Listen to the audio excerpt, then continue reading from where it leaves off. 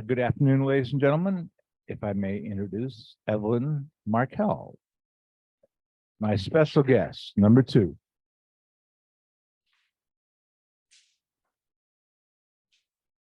Kate Big John Matthews before John Duncan. Fellow Rotarians, I'm delighted to introduce my wife, Mariella Matthews.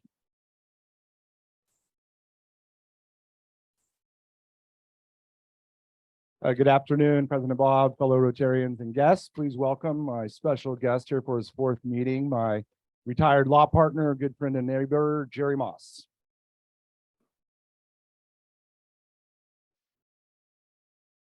Hi, Debbie.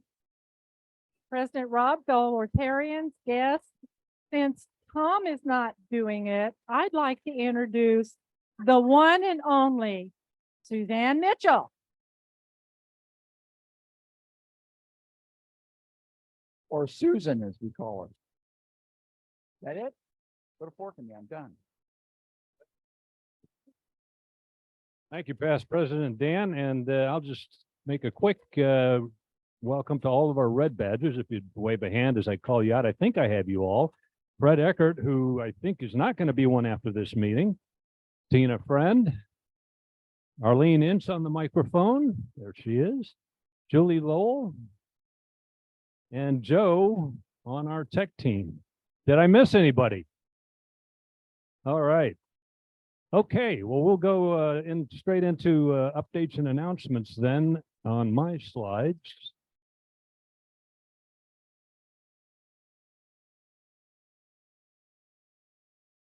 Okay, next slide. Okay, announcements then. So we are going to have a really cool concert in the park here on Sunday.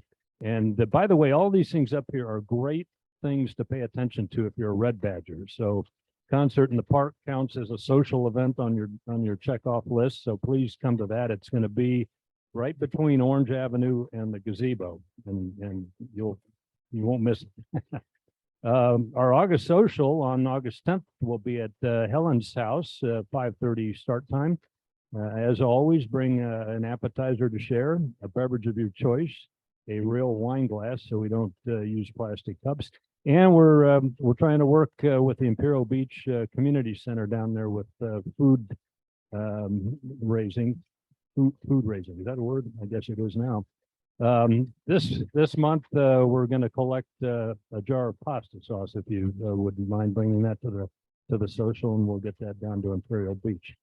Our board of directors meeting is going to be on the 15th. Again, Red Badgers, that's an opportunity.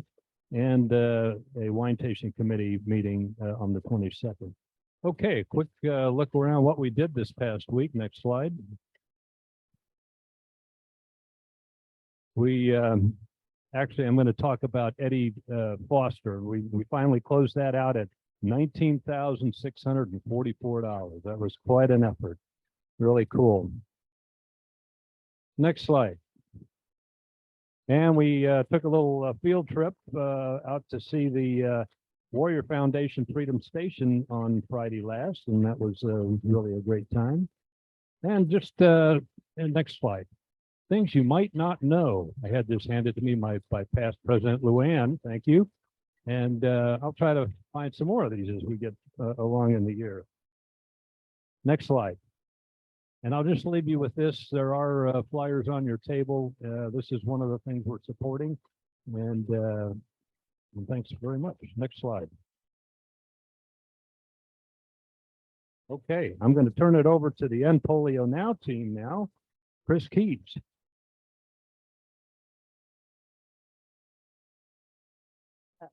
So, hello, you party people. Okay, so if I'm standing up here with wine and my End Polio Now glass, it can only mean one thing. It's back. It's the best Rotary party of the year, the End Polio Now wine tasting event. And it's most important, it is the party with a purpose to end polio once and for all. So the wine tasting party will be held on September 8th at Jim Kaufman's beautiful backyard. And tickets go on sale this Friday, July 28th. So you can buy them online, just like you buy your lunch tickets. It couldn't be easier.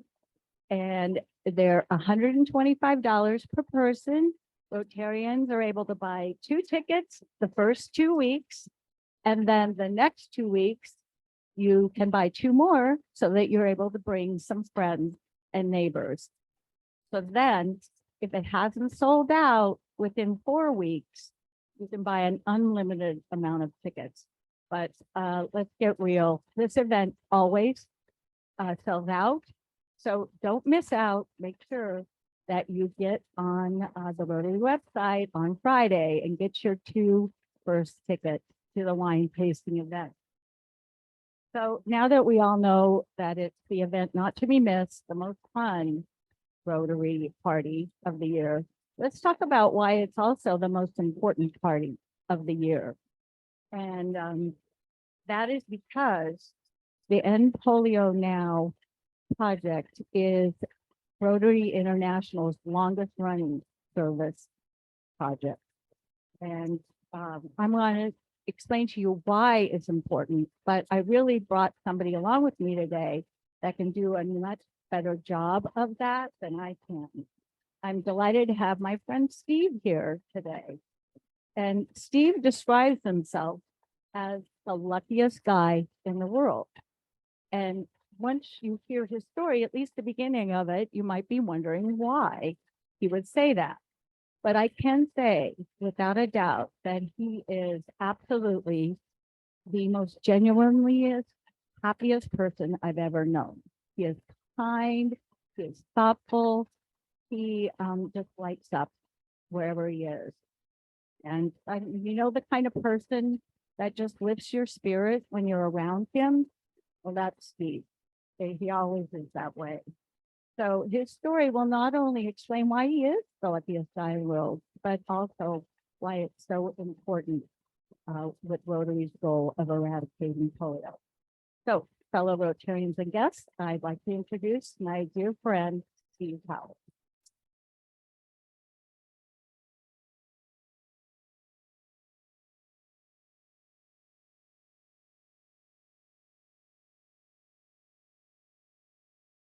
I am Steve Howell, as Chris had said. I want to hire her as my new PR person.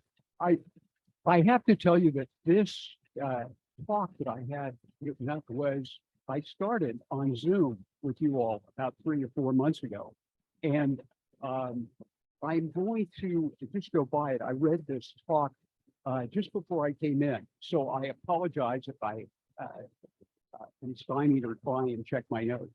At any rate, I am a polio survivor, and I have, I can't imagine a more important thing that you all do. And I want to thank you all for your efforts on polio. And I'll tell you why. We thought we had actually conquered polio in 1950 and 1960. They had a polio vaccine that had, came out, and vaccinations could eliminate polio, but it couldn't cure it. In other words, polio, once you get it, you can't literally get rid of it until you've gone through the process. And you're looking at one of the luckiest guys around. I'll tell you why. First off, my parents were graduating from college. My mother from Stanford and my father from Stanford Law, and they got married. And my father went into the Navy because it was World War II, and he managed to, he got his first assignment, and you're going to love this. He was in charge of teaching cryptology to co-eds at Smith and Vassar. Okay. And you should have seen him. I mean, this guy had it made. At any rate, long story short, my mother wasn't really happy about that. And she was in Long Beach having me with my grandparents there, and taking care of the family whatevers. At any rate, I was very, very lucky in a sense because I didn't see my father until I was over 2.5, maybe. He had served on, he was the American Communications liaison officer for Winston Churchill. And he was at Yalta and he did a number of various different things. At any rate, long story short, had some great stories. But when I met him for the first time, I couldn't believe it. I wasn't really sure what to think of it. And but I was told he was my dad, so be it. At any rate, long story short, I ended up following. I did as I was told. I was trying to behave. It turned out about age 4.5. We moved to a place called Park Merced, which was on the ocean side of San Francisco. And it was a modest family community where, we could actually find some really good times there. We were off rationing, thank goodness. And milk was delivered at our front door. And so one morning I get up about almost, I'm almost 5 years old. And I have, I pour a big bowl of Cheerios, okay? And then large glass of milk. I take a big gulp and I couldn't swallow it. I mean, I literally could not swallow it. And then I tried to get up from the chair, and this gives me chills, but I couldn't move. And this polio struck. And I had never experienced this, and I was only 5 or so. And my parents then took me over to Shriners Children's Hospital in San Francisco. And I was placed in a room. It wasn't all that big, but it did have a window. But I was placed in a crib and I could only move my neck and my head. In other words, the rest of me was, toast. I wasn't moving. And I had to be fed by IV. And I don't know if you all have ever had IVs, but boy, I've had my share. At any rate, they fed me morning and evening, but I would have to have my arms strapped to a cross in my crib. And that was with the instruction, if I moved, the IV wouldn't give me my full meal. And this was when they did this by gravity rather than pump. And today they give you your infusions by pump, which I'm very familiar with. At any rate, long story short, I stayed in this isolation for many, many months.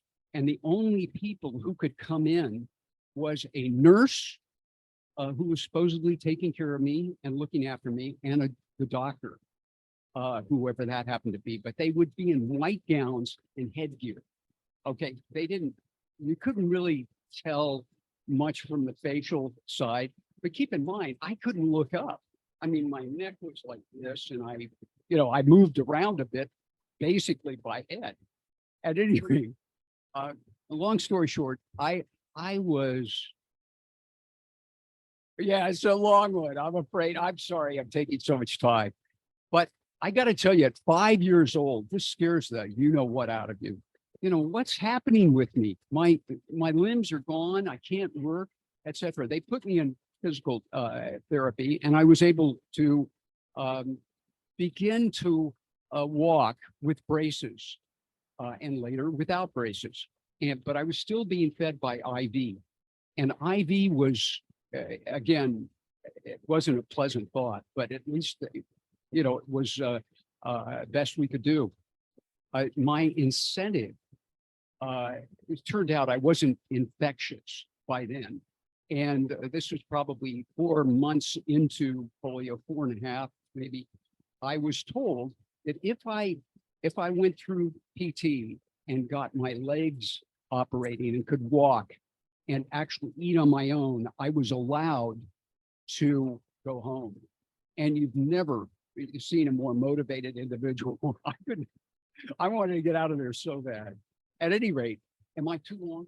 Is this too long? I'm sorry. Excuse me. At any rate, long story short, again, I was very, very fortunate because the Navy couldn't tell which leg was weak, even though I dragged my leg as a child. And as it turned out, I have no side effects. I did not have any post-polio, problems otherwise. But I do know many people who have had the polio problem later. At any rate, so much for my story. I'm sorry I took so long. You guys are awesome. And thank you for all you do. Now, one of the things I will tell you is I'm giving Chris a check for a couple of grand, which is going to be half of my Agent Orange money, because I have 100% cancer disabilities from Agent Orange. And thanks to the Navy. Amen.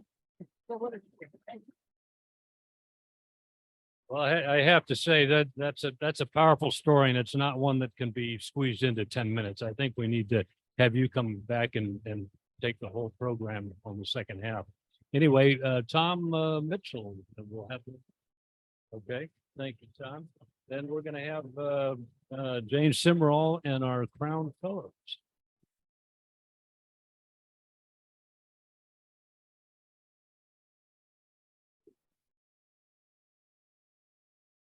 President Bob and fellow Rotarians. A couple of weeks ago, I spoke to you about our renewed focus on building our endowment fund, which now totals over $550,000. Every year, we take a distribution of 4% to support our impact giving. And that means giving for bigger projects, for instance, the cabin that we built at Camp Sur. How great it would be if we could build our endowment to $1 million by the time our club celebrates our birthday, our 100th birthday in 2026. And at $550,000, which we are now, we're over halfway there. At $1 million, we could take 4% or $40,000 every year, every single year. So if you think about it, a gift to our endowment fund truly is a gift that keeps on giving. Back in 2001, when our endowment was established, members were encouraged to donate, and they were recognized as Crown Fellows when their donation totaled $1,500 or more. This year, with our renewed focus on the endowment, we have established 3 additional levels of giving.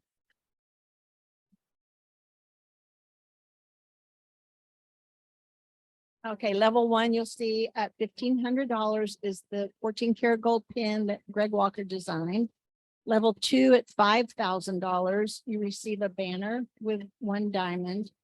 Level 3 at $10,000 is a banner with 2 diamonds. And level 4 at $25,000 is a banner with 3 diamonds. Next slide. Today, we're recognizing 5 of our members who are our newest Crown Fellows and who have each donated at least $1,500 to the endowment. As I call your name, will you please come forward to be recognized and receive your pin and remain standing up here? Fred Eckert, Ed Lowline,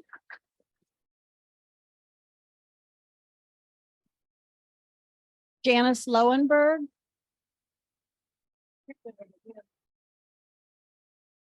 John Matthews, and Vernie Welch.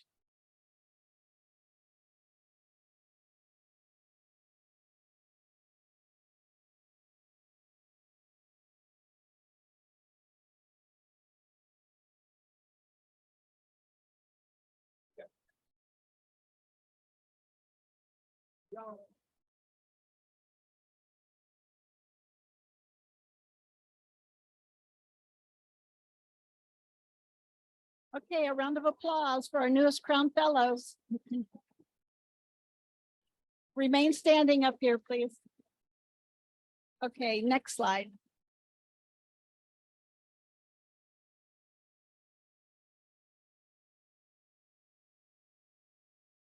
Okay, today we're also recognizing our very first level 2 Crown Fellows who have each donated at least $5,000 to the endowment. They're receiving the green banner with 1 diamond, which is designed to be worn with a pin. Will you please come up, Suzanne Manuel and Jerry Winter?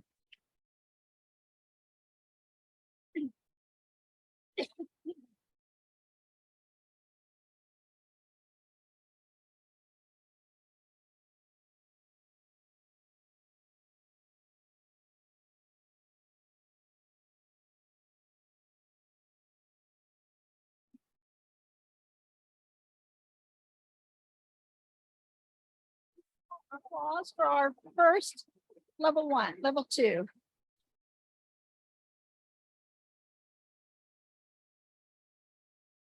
Okay.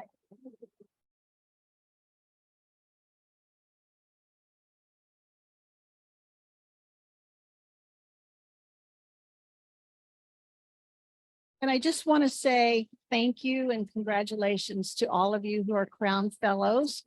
And for Wayne, I would like all the Crown Fellows to stand up, if you will. All of you who have become Crown Fellows. Thank you. Okay.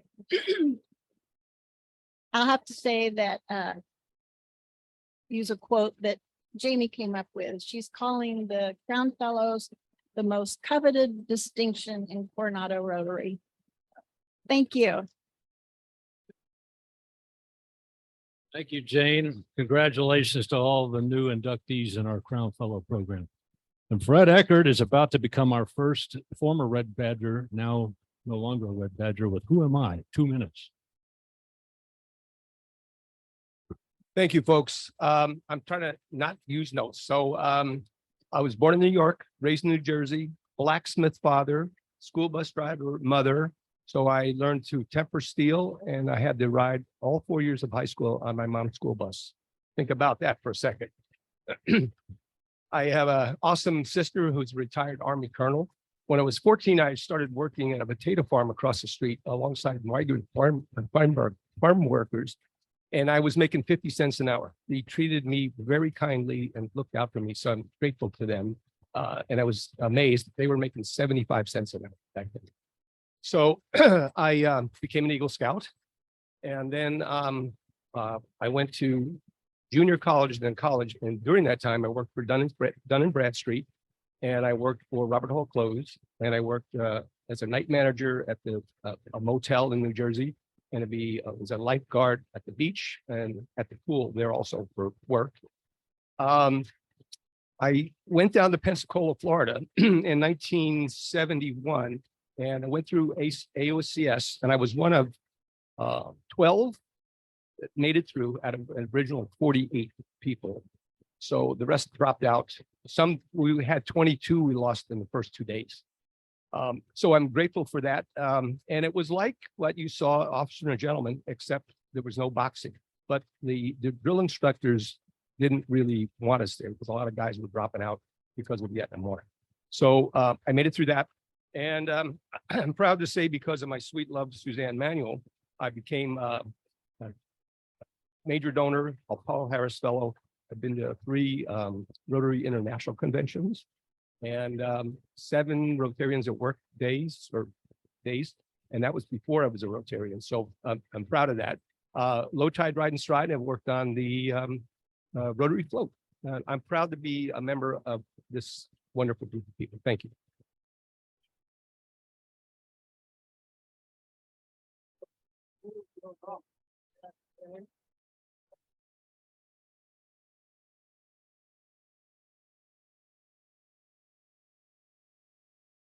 Our own Jean Marie Bond will introduce our guest speaker.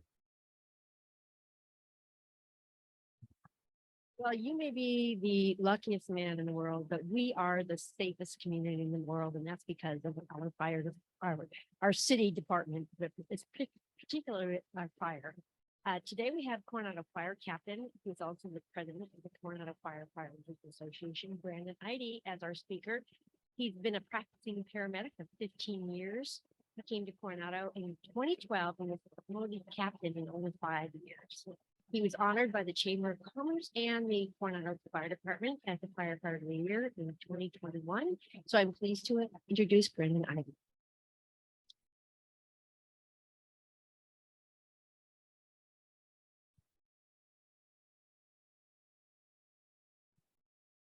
I'm a little bit of a roamer when I give a presentation. Please, this is something new to me. Having taken on the profession of firefighting, I did not anticipate giving public speaking. You tell I'm nervous.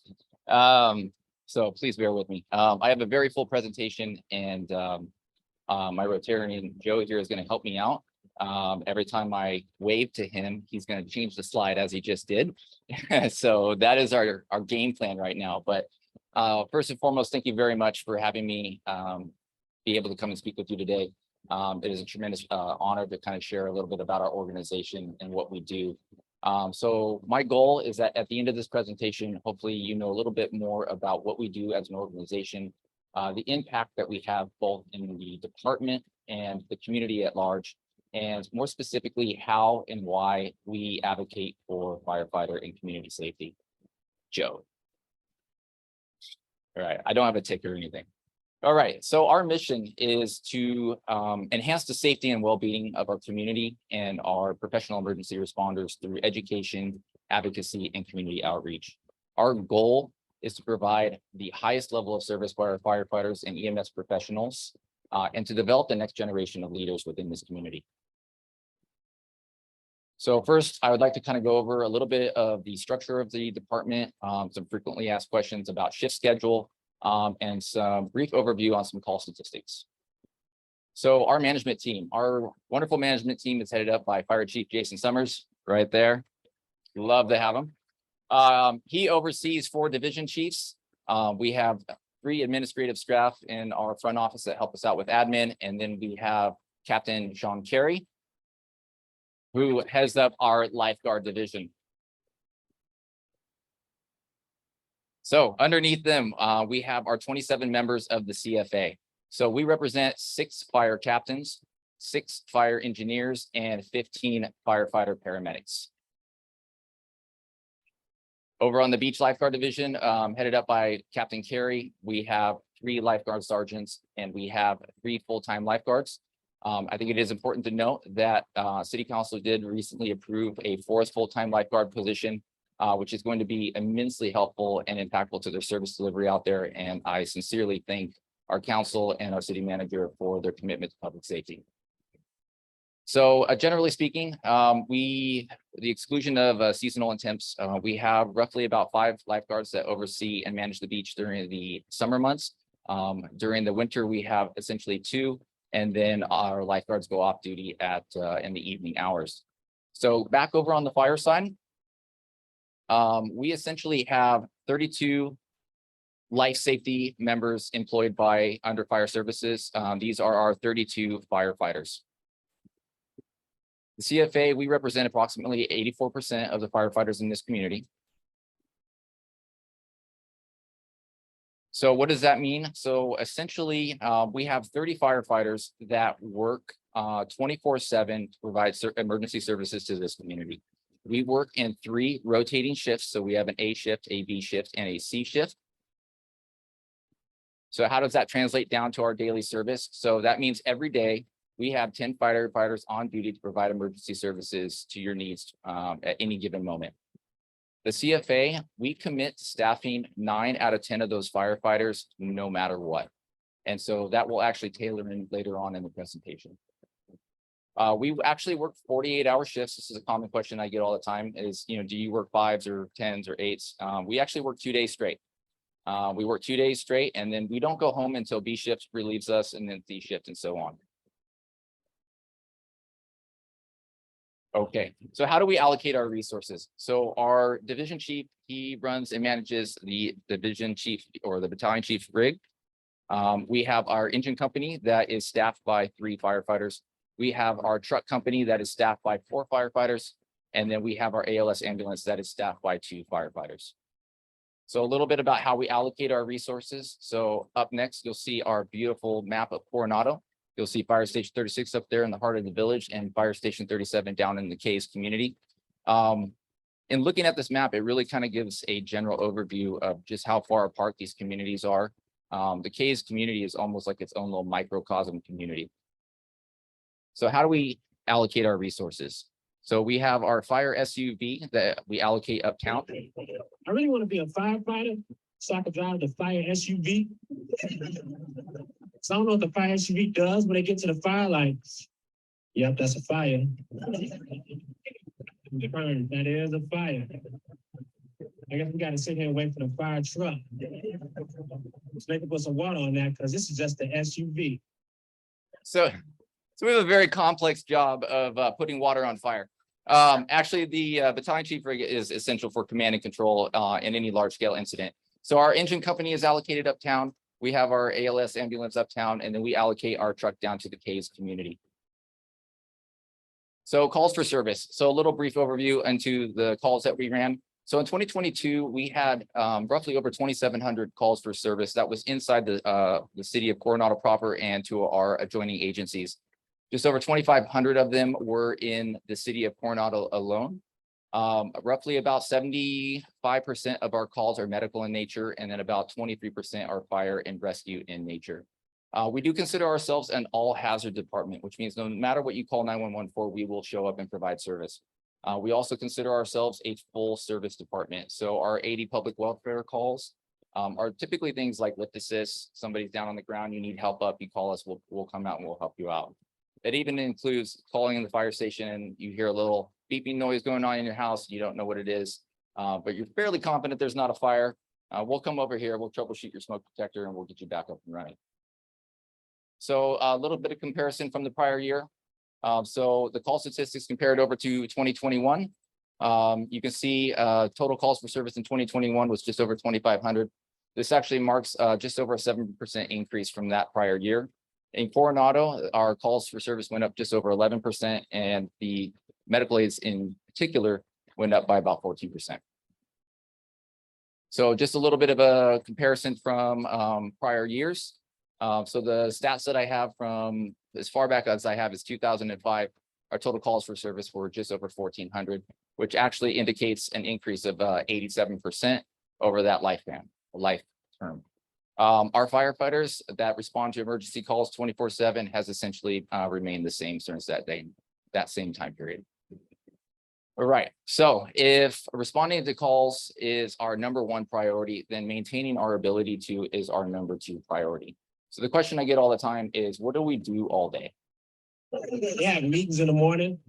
Okay, guys, hypothetically, if it's fire right here, what we want to do is put water on the fire. And so there's no more fire. We're going to take the same strategy right here. We want to put water on the fire. And so there's no more fire. They have the same agenda for every meeting. They just white out the date. So that's a classic in the firehouse. So actually, a large part of what we do all day is making sure that we are able to respond at any given moment. We have our engineer, Alan Nicholson here, inspecting and caring for the maintenance of our equipment. We actually specialize in dozens of trade crafts, and we have hundreds of specialized pieces of equipment that have to be monitored, inspected, cared for, and maintained on a daily, weekly, monthly, and even an annual basis that is required by NFPA. So we have checking out our truck, which is our most versatile piece of equipment. We are all actually firefighter paramedics, which is actually something that's extremely unique to most fire agencies. Literally all the way up to the fire chief is a firefighter and also a paramedic. So we have dozens of medications that we can give in a life-saving intervention. And those all have to be checked out every day and making sure that we're ready to run. Training is huge right now. We have 8 probationary firefighters on duty right now.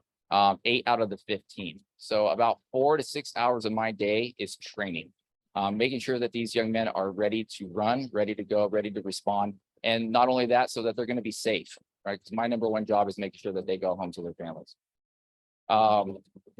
Another part of what we do is basically maintaining our familiarization with our wonderful community. So if any of you have ever seen us climbing the shore, it's a time-honored tradition.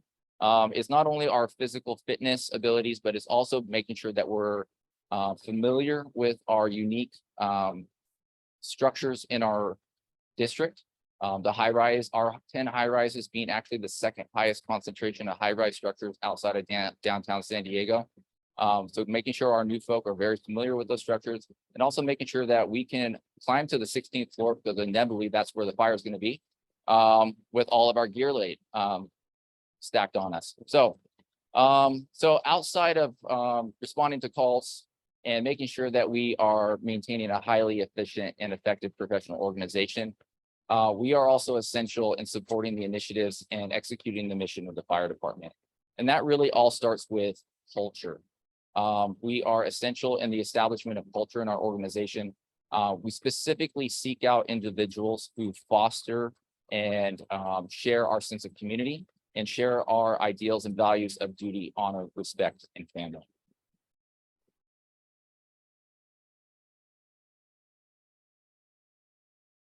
Okay, so subject matter experts. So one of our biggest assets that we bring is our expertise. We are on the front lines running emergency responses in this community every day, every call for service, no matter what. If any of you remember the Bonhomme Richard, okay. So my crew was the last crew to be evacuated off that ship right before it exploded.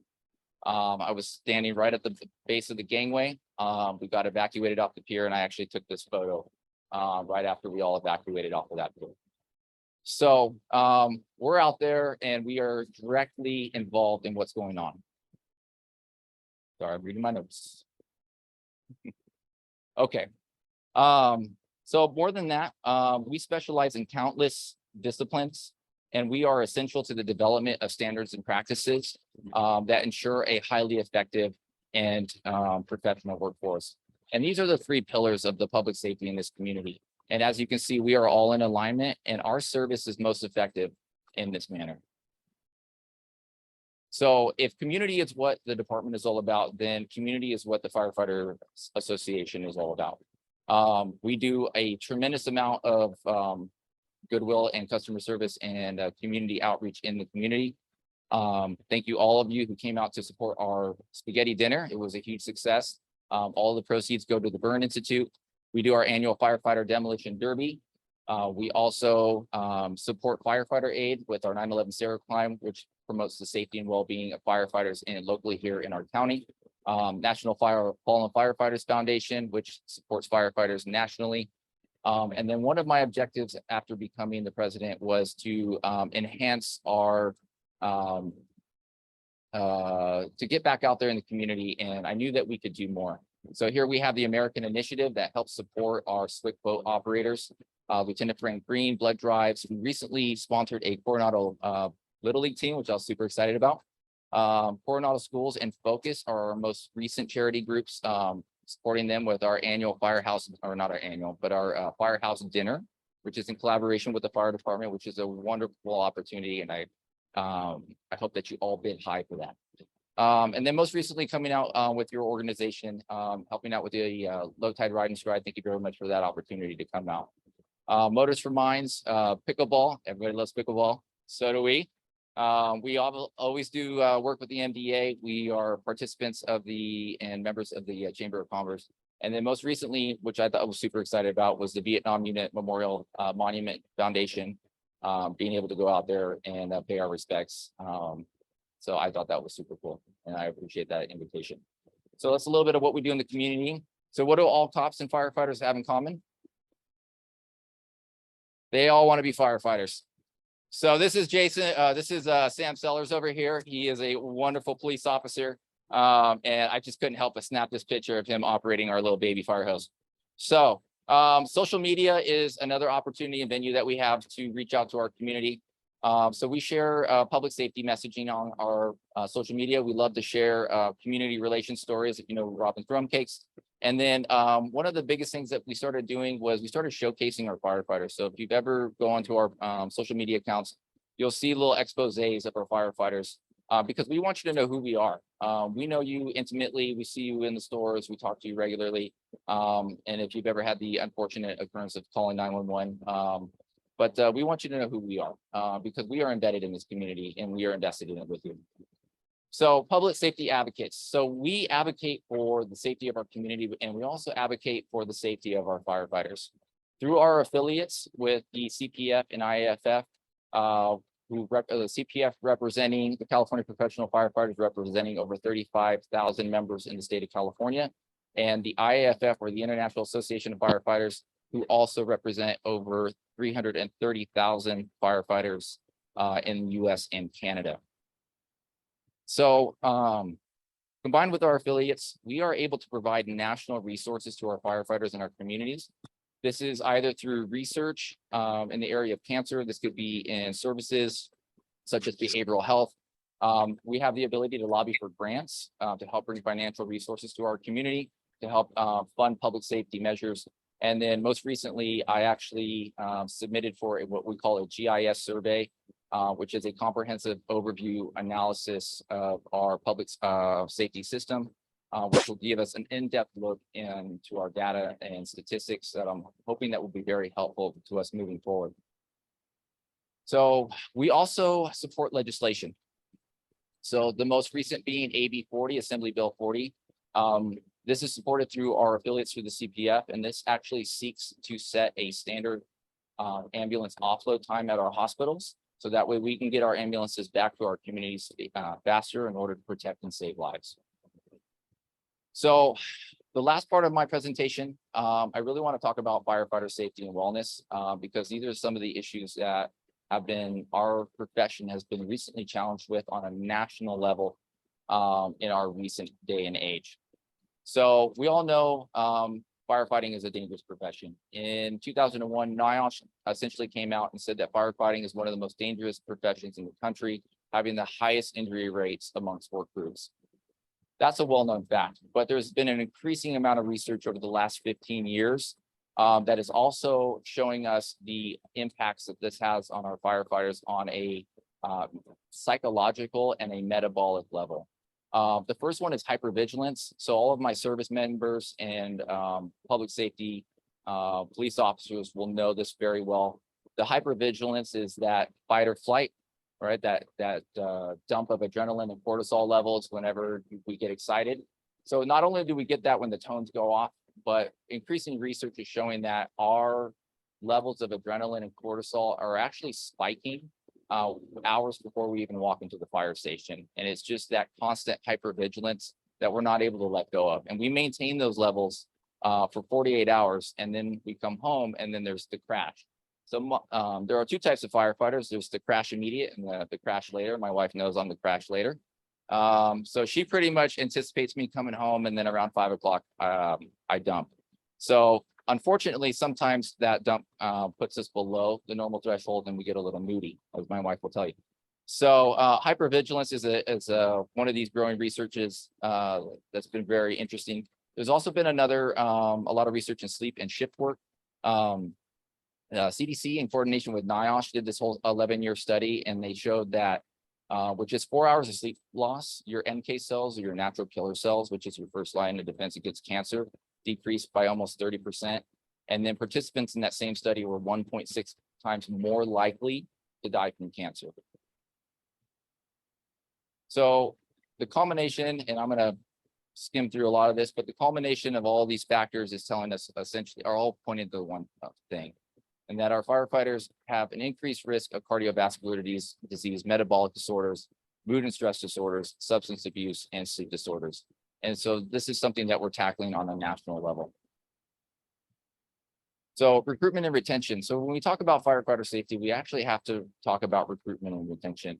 And firefighter recruitment and retention has become a huge problem on a national level. Where was I going with that one? All right. A lot of times when I'm discussing this with individuals, people always ask me, they're always under the impression that people are beating down the door to be a firefighter nowadays, and that's just not the case. And so a lot of the questions I get are why.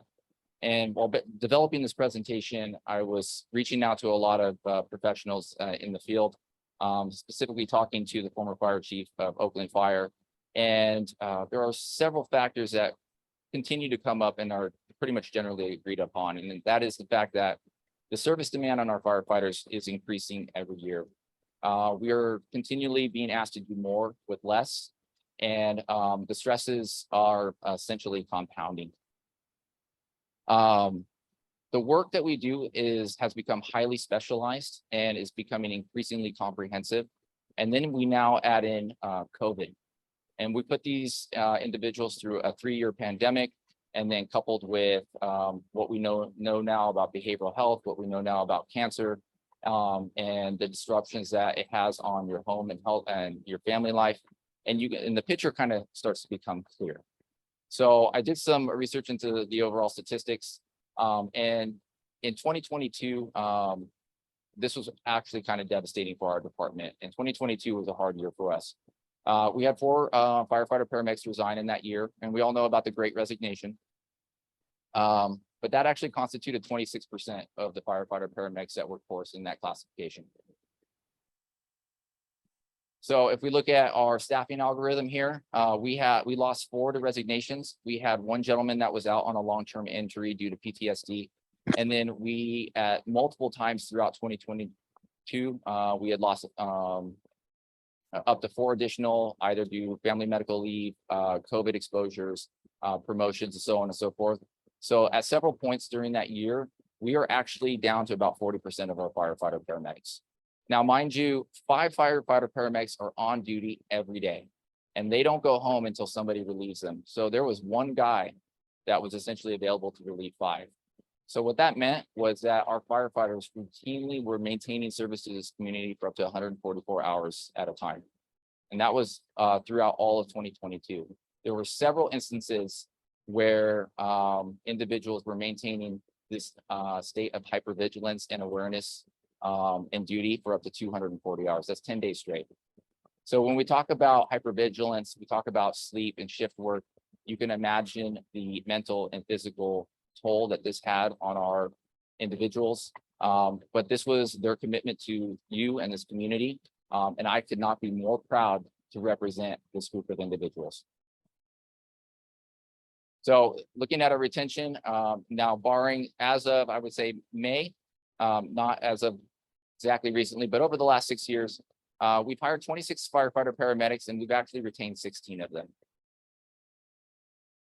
Of the 10 that we lost, there were 3 that resigned, and we had 7 that failed to meet our service standards. This constitutes about 1/4 of our hiring, which is actually fairly consistent amongst other departments. Looking at our applicant rate. So in 2017, we had 127 applicants apply for the firefighter paramedic position. By 2021, they were down to just 48. So looking at our trends, this all kind of culminated to the spring of 2022, which was the epitome of the year that we're describing. We actually had 2 firefighter paramedic vacancies. We had 8 applicants. And 0 job offers were given because they were not deemed to be qualified.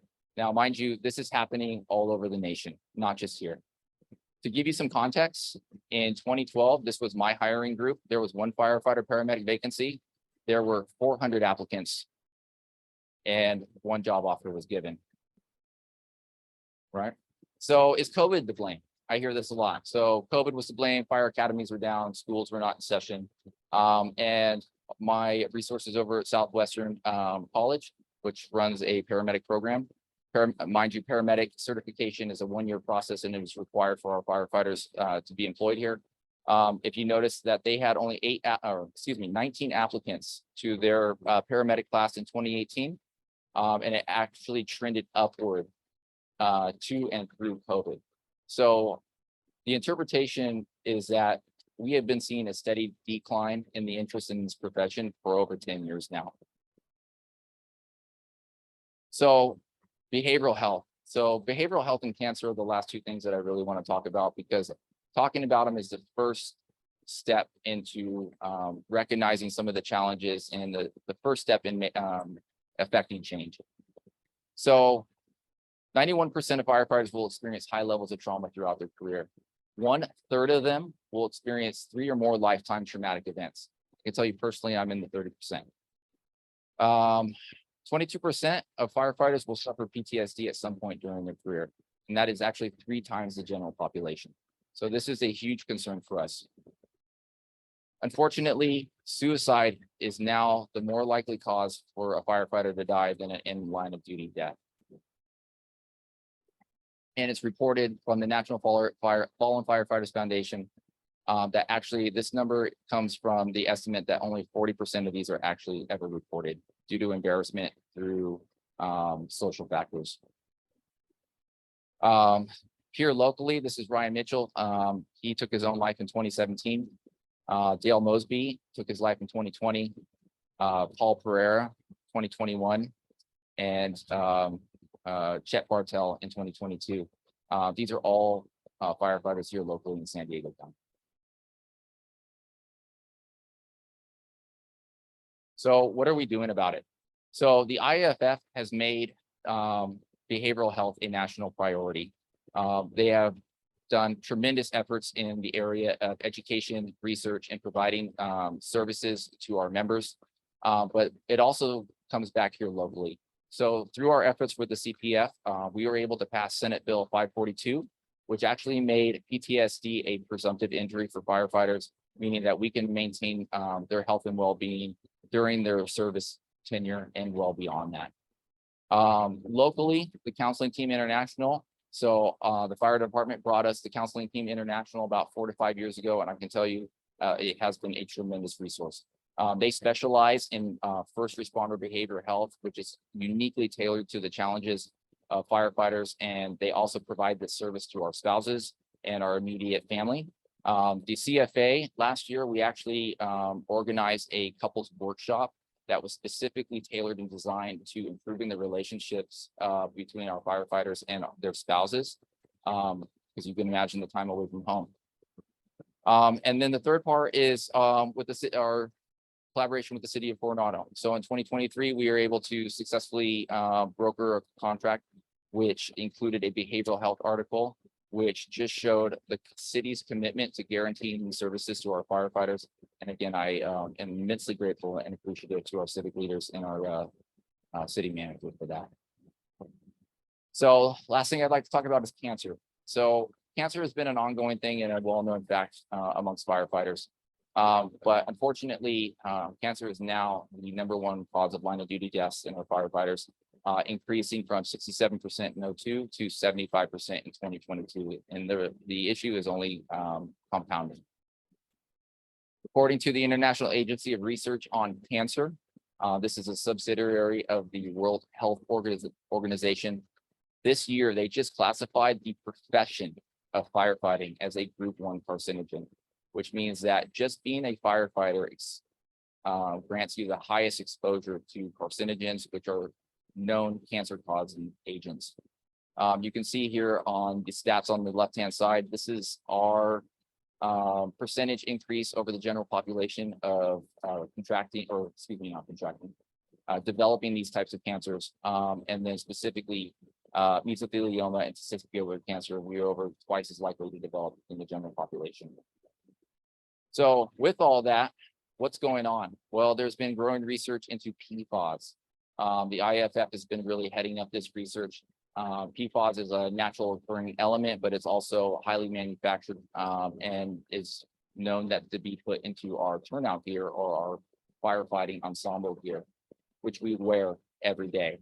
And so these chemicals have been linked to testicular cancer, non-Hodgkin's lymphoma, and prostate cancer. Your equipment, your protective wear is also awash in these forever chemicals, both on the outside and the inside, because of their water repellent qualities. These chemicals enter our bodies very easily through our skin, through our drinking, through the air. And it's not fair that you are literally encapsulated in these chemicals every single day, every moment you do your job. And so there's a movement to bring safety to the people who bring us safety. And so I would ask you to open your hearts and your minds to what this film is trying to tell you. I hope that this has changed and that you are as valued for you being human beings as you are for your ability to keep us safe. Thank you.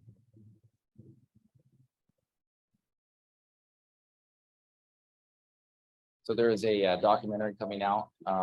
Obviously, Mark Ruffalo is being a huge advocate for this. Obviously heavily sponsored from the IAFF. And this is all about just education and outreach and making this issue more known so that we can affect change. So again, what are we doing about it?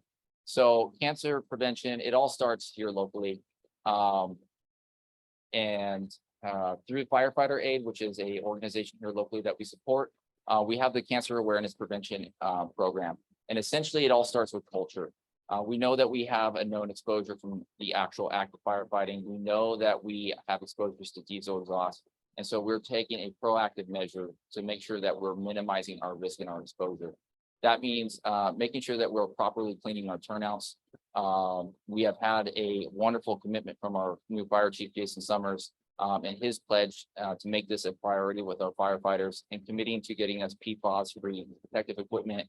For the first time, he championed actually having an annual cleaning of our turnouts to make sure that they're professionally washed and free of contamination. Our part is minimizing our exposure to our fire apparatus and our cross-contamination and in the station as well. Mr. Summerson recently just changed our wellness program, which is going to be huge. With our new wellness program, we're actually pre-screening for cancer in our firefighters so that we can have early detection and so that we can improve the survivability of our firefighters. Again, through legislation, Assembly Bill 700 recently passing, which seeks to set a subcommittee specifically tailored and designed for researching firefighter in our researching cancer in our firefighters. So I encourage you to learn more about our organization through the Coronado Firefighters on Instagram or Facebook. We just have our new website that we just put up, coronadofirefighters.org. And I cannot thank you enough for your time and listening to me talk about firefighters. So thank you very much. Captain Brandon, thank you so much for coming to speak to us. I imagine there will be some questions, but I'm going to formally end the meeting. And then if you are able to stick around and answer for those who want to do that, then that would be great too. Okay. All right. We're going to formally end and next week we're going to be right back here at the Coronado Yacht Club, and we'll be hearing from Heidi Langban Allen, who wrote a book entitled Save the Last Bullet, a memoir from a boy soldier in Hitler's army. All right. Well, have a great Rotary week.